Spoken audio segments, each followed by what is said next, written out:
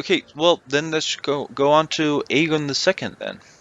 His reign was from 129 AC to 131 AC, and he was known as the Elder and the Usurper. Well, yeah, Aegon II was the sixth Targaryen king to sit the throne, succeeding his father Viserys I. His ascent was disputed by his half sister Rhaenyra Targaryen, who had been, as we've talked about, has been his designated heir. Aegon and Rhaenyra fought for the throne in a civil war, has been known as the Dance of the Dragons, in which both perished. After Everybody dies. Almost everybody dies. After executing. Oh no! Spoilers. Yeah. But after executing his pretender half-sister, he was beset on all sides, and refusing to surrender, he was probably poisoned by his own supporters. It would seem... Yay! Everybody dies. And he dies especially. Saddening exactly no one. So he wasn't exactly living a happy life at the time. No, he was in a lot of pain. He was broken there in more than one way. But it would seem like even though both sides seemed to be winning battles, both were losing in the war in the end. Any war that goes on that long, both sides are basically going to lose, especially if they're fighting over the same territory, right? Yeah. It's like sort of like the American Civil War. It was such a clusterfuck, and like the North obviously won, but it was like, the death toll is still one of the highest in any American conflict. And it wasn't like Abraham Lincoln went down to the South and just dropped the mic, saying, "Peace." He tried a few times. But... Yeah, no, he was pretty humble about the victory in the end. He wrote Sunfire, which got pretty badly burned in one of the fights and essentially died right when he was about to take the throne. So, lemon cakes about Aegon then. More importantly, he had 3 children who all died horrible, horrible deaths. Oh yeah, and a sister wife who died a horrible, horrible death. Yeah, yes. But she went crazy, right? She went crazy. Yeah, that was even more horrible. He killed her son in front of her. Yeah, that'll kill anyone. That'll drive anyone crazy. Yeah, it wasn't a nice story for them. And then they think that she might have been murdered, even though I have no idea why. No, I think she just committed suicide, as did her daughter. And then their youngest son was torn apart, which is the first we heard of it in this book. I was like, thanks, George. I really liked that little addition to this. It was so we were told that he dies, but in the Dance of the Dragons, but not how. And we get it in this book. You get to that part in your. I wish we hadn't. But... So, not good. The best thing I can say is that he wasn't as cruel as his brother Aemond. Yeah, that's right. Aemond. I'm pretty happy that Aemond didn't survive to become king. I mean, that would have been horrible. Well, between Aemond and Daemon, it would be pretty bad if any of them became king. Yeah. Yeah.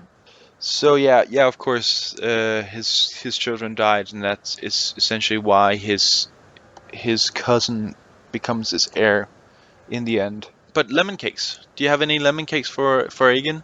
Give him a 1, I think. Like, he had the opportunity to end the war right when it started. Like, Alicent was like, "Oh, you should be king," and he was like, "Yeah, okay, I'll be king." And I'm like, no, just say no. Like, he didn't want to be king. And technically, he did say no once.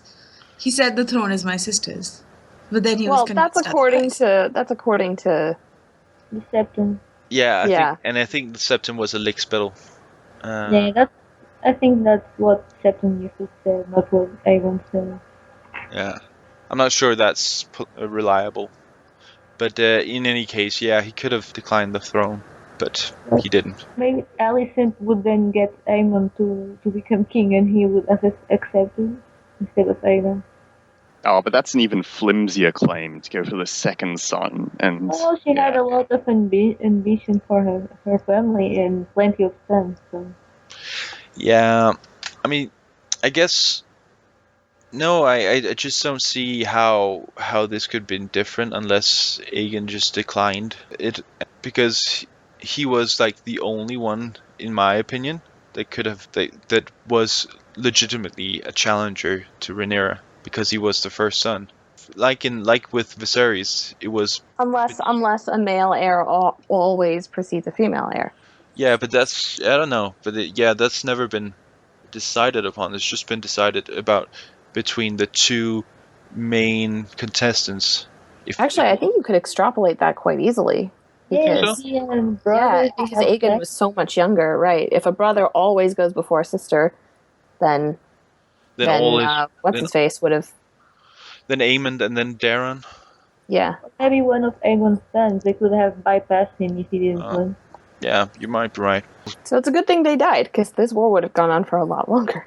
Yeah. Or maybe not, just because everybody was so strung out by that point. But yeah, you'd have a Hightower rebellion instead of a Blackfire. Okay, so anybody else lemon cakes on him? Maybe one, because he wasn't like Maegor or Aerys, but he was pretty bad. Yeah, I agree with that one. Not so great. I'd give him like one stale lemon cake. Like, it's gross, but it won't kill you. Okay. I guess I feel bad for him in some senses. I mean, for all accounts, he loved his sister. His wife. Cheated on her. They find him in a prostitute's bed at one point. Yeah, but then again, that doesn't mean in that specific time and time period that you didn't love your wife anyways. No, but I think that the way Helena has a line that's like, I don't know where he is. Like, he doesn't come to my bed anymore. Yeah, okay. You can look in my bed and you're not gonna find him. Yeah.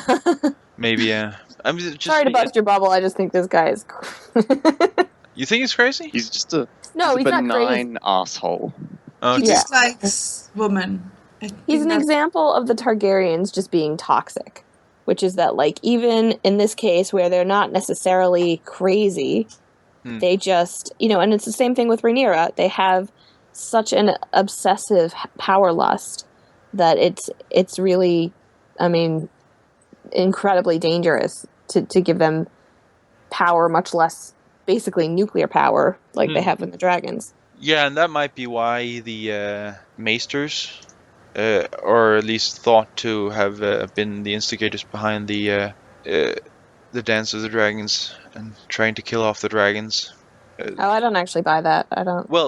No, it's a theory, and it's actually stated on the wiki that the Maesters might have had a finger in it. So at least it's people think it might be a thing. Yeah. So I think he still gets a 2. I mean, he's not that bad. Yes, the whole war is bad, but that doesn't necessarily completely reflect on him. It reflects on the whole situation and how nobody is flexible in this.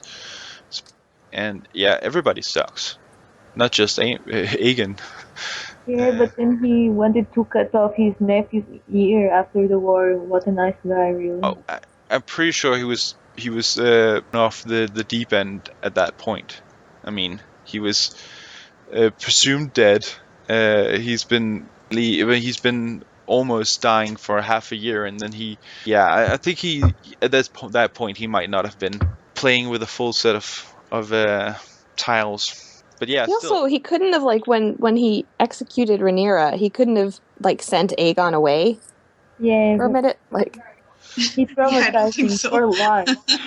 I mean, that depends on if you think that he suspected her in being the one who ordered his children killed. I mean, I could have been really, really vengeful if I thought that my cousin might have murdered my children like that. Well, he doesn't seem to have been vengeful in that. On that. Are you sure? I mean, that doesn't say. We don't really get any lines from him or anything, so No, we don't know what he's thinking. Yeah. One might think that he could have been upset about the loss of his children. Yeah. And I think Sunfire eating Rhaenyra was like a spur of the moment decision. So it wasn't like he decided this was what he was going to do. No. Well, Okay, fine. Give him the benefit of the doubt. I'm saying he might be crazy, or he might just be vengeful. But I don't think he's the worst of the bunch. Yeah, but I mean, it shows you like that the impact of small, like quote unquote small decisions, right? Because the fact that I mean, obviously the Dance with Dragons decimated the dragons too, but Aegon definitely didn't help the matter. No. And that was in a very large part because of what he witnessed. So we talked a little about Aemon. He, in my opinion at least, he's not a good guy. And he's probably the worst of the bunch. But we also have other people of interest in this story, this part. Baela Targaryen, whom I think is a pretty badass. Badass character. Yeah. One of my favorites. Yeah. Even though she has such a small part. Yeah. And ironically, Daemon's daughter, right? Yes. And another little bit of information that we didn't get before was that when Cregan Stark was handing out all the punishments, it was Baela and Rhaena Targaryen who sort of forced Aegon, who was their younger brother, half-brother, they sort of forced him into forgiving Corlys Velaryon, who was their grandfather. Yeah, that's... So they definitely held some sway over their younger brother, which is not a bad thing, I guess. No, definitely. The Cregan Stark, we're going to get back to him, and the whole Hour of the Wolf is very interesting as well. But the last two people of interest I've put on is Alicent Hightower and Rhaenyra Targaryen, which is the green and the black queens. Yeah. Do you know how Alicent died? It was on the Song of Ice and Fire official forums, but not on the World of Ice and Fire. Elio said she died of the winter fever that's mentioned in Aegon III's reign. Yeah. If you look, you'll find. Oh, so she lived to watch all of her children and her grandchildren die. Actually, maybe not. Good. That's nice. That's if anyone deserves that. Karma. Maybe not Jaehaera because she died in the same year. It's unclear. I thought of that before. Well, tough. That is. I mean, what can you say? I mean, Alicent Hightower seems to me to be more a pawn than a player. What? In the whole look, she reminds me more of like a Marjorie Tyrell than a Queen of Thorns. I don't think she's Queen of Thorns level because she's not that smart, and the Queen of Thorns is a lot more subtle. Yeah. Like having Joffrey murdered at his own wedding, but I definitely think that she is she's certainly not a behind the scenes player, but she is upfront about. I mean, she is a player, I think. But is she? I mean, she totally disappears during the Dance of the Dragons. We don't hear anything from her. Yeah, it's for me. Essentially, it seems like it's like Lord Hightower that's essentially the instigator behind most of the things here, like pushing his daughter to befriend Viserys and sticking behind to lead the armies and becoming hand of the king and whatever. Well, I think that might be a result of this taking place so much on the battlefield. Sure. You know, if it had been more of a the Queen of Thorns is so prevalent because of what's happening behind the scenes at court, like the subtleties of all that. Sure. We do have she does show up again when Rhaenyra is crowned and everything. Didn't she help organize the defenses of the city when Rhaenyra took over or something? I seem to recall that. Interestingly, I was just checking the family tree of the Targaryens, and Rhaena Targaryen, who is again Daemon's daughter, she eventually ends up marrying a Hightower. Yeah, so maybe sort of a peace treaty kind of thing, sort of settling scores between the two families. I wish we knew how that marriage turned out, really, instead of just mentioned. Well, she was in King's Landing when Rhaenyra took King's Landing, and she was put in gold fetters. So. For that. But maybe it's only in the text, not the wiki. So. Yeah. Well, it seems like it doesn't say in the wiki at least that she did anything about with the garrison. But that's neither here or there, anyways.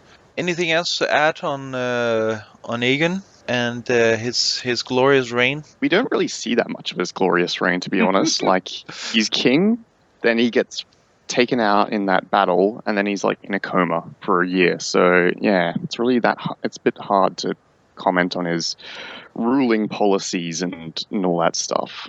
But it seems like he was poisoned. I mean, the book, the writer pretty much says it explicitly that he was probably poisoned. Who do you think he would have named heir after he returned to King's Landing? His sons were dead, and then there was the precedent for the against the female claim, and he only had a daughter. And it seems that he wasn't really in a state to get married and have more kids. He was pretty much crippled now. I think he was probably just in denial. He was like, "Yeah, I'll have a wife. I'll be able to get an erection, even though I'm on milk of the poppy." Yeah. He wanted to marry Lord Baratheon's daughter, I think. But I don't think he lived long enough to even be able to consider what would happen afterwards. He did consider getting married again, but I think that... Yeah, he was pretty much conceited, and at that point, I don't think he thought much about anything. He was kind of just like, "No, I am king." I would say I'm pretty sure he was like stubbornly hanging on to the last thing he actually had out of this stupid war, which is his crown. I mean, that would make sense that he would just say, "No, I am the king. That's what I have left. You can't take that away from me either." I think he's more of a sad story than we start off thinking, actually, but that's just me having empathy for people that's pretty unlikable.